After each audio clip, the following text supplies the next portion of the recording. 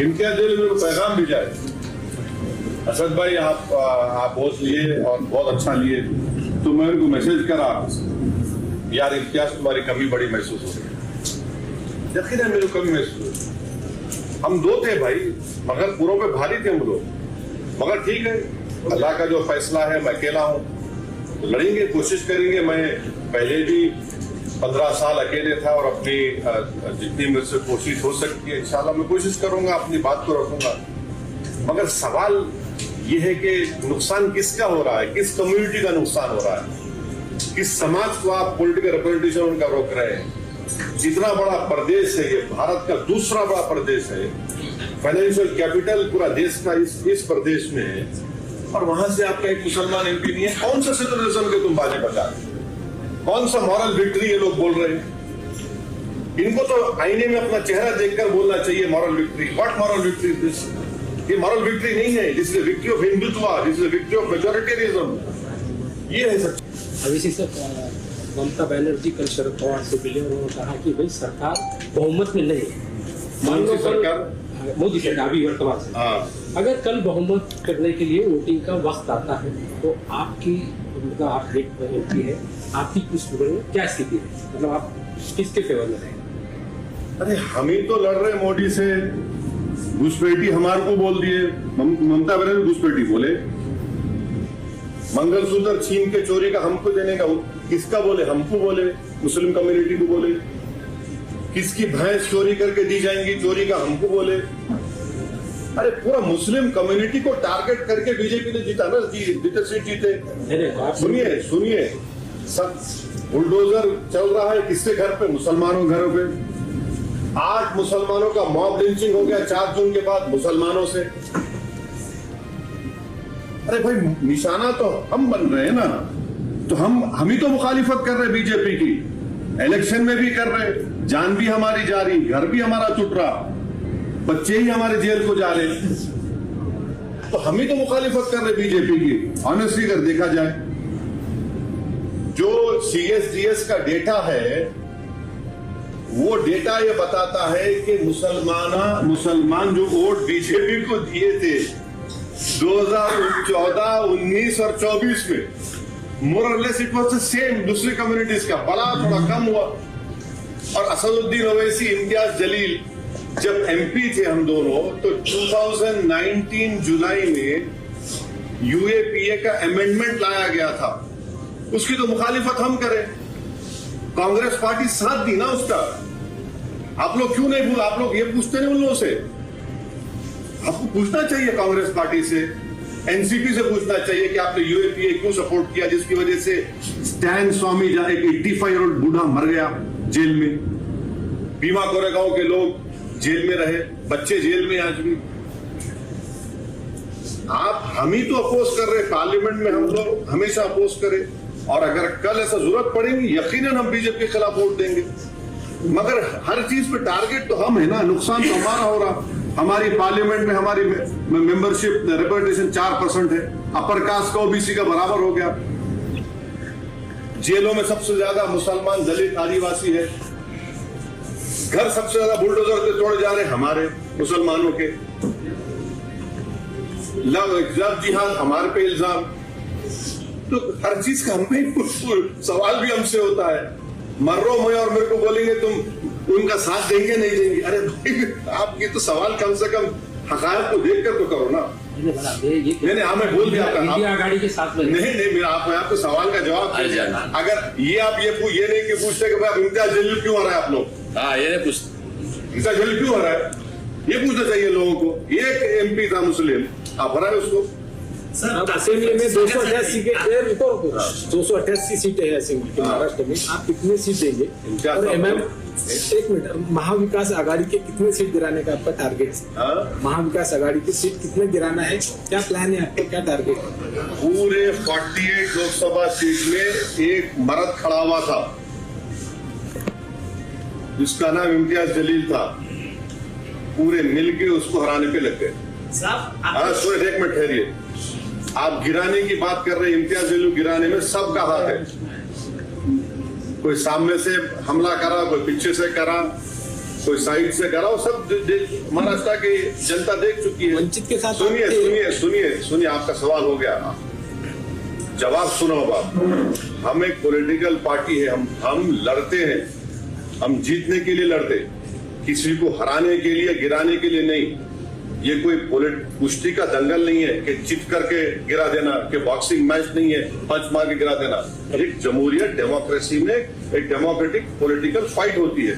प्रकाश आंबेडकर को आपने 100 सीटें मांगी थी, तब आप साथ में थे। नहीं, आपको नहीं, आप झूठ बोल रहे हैं, आपको नहीं मांगी, झूठ बोल रहे हैं आप।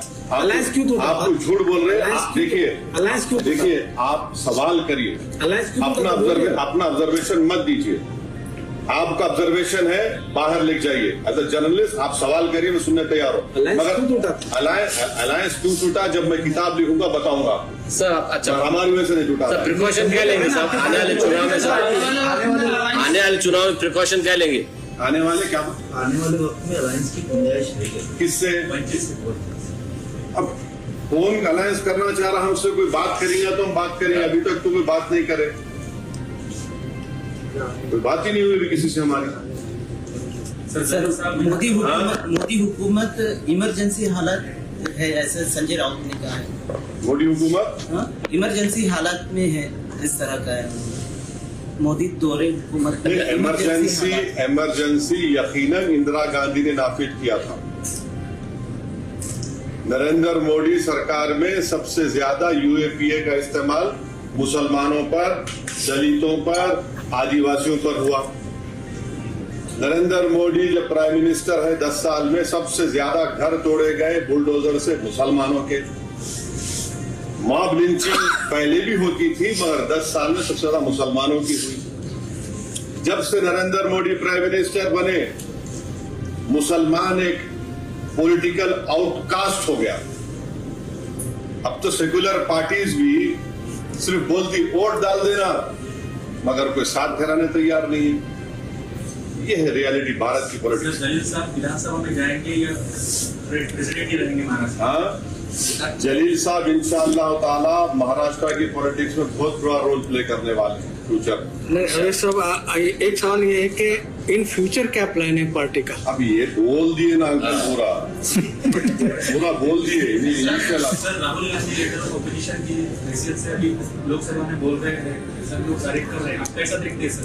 10 साल के बाद लीडर ऑफ ऑपोजिशन मिला है तो उनके पास स्ट्रेंथ है, 10% उनके पास आ गए, वो एलओपी बन गए। ये कल विधानसभा की सीटों पे संजय राउत ने चंद्रकांत पाटिल को कहा है कि अपने को फिर से एक बार साथ आना चाहिए, बीजेपी और शिवसेना। देखिए, मैं आपको जैसा बताया ना कि आने वाले कुछ दिनों के अंदर आपको बहुत सारे बदलाव नजर आएंगे उसके अंदर। कौन कब कहाँ किसके पास जाने वाला है, कौन किसके साथ अलायंस करने वाला है। अच्छा, आप लोगों को प्रोग्राम में जाने का भी याद रखिए।